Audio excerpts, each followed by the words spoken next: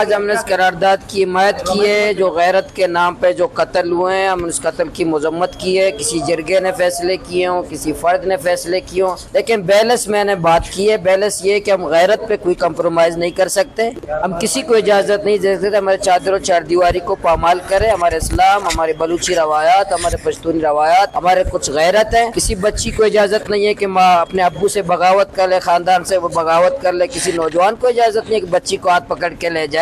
کسی جرگوں کو بھی اجازت نہیں ہے کہ وہ قتل کا فیصلہ کرے، کسی کو مجرم ثابت کرے، موت کے گھاٹ اتار دے۔ 80 ارب روپے سے زیادہ خرچ ہوتے ہیں۔ بلوچستان میں امن و امان بالکل خراب ہے، شاہراہ محفوظ نہیں ہے۔ ہماری جو گورنمنٹ کی ریٹ جو ہے صرف 4 گھنٹے 20 گھنٹے بلوچستان میں گورنمنٹ کی ریٹ نہیں ہے۔ اس لیے آج میں نے حکومت سے بات کی ہے کہ آپ جو ہے نا یہ کہ باتیں ریٹ کی کرتے ہیں، بات زیادہ نہ کریں۔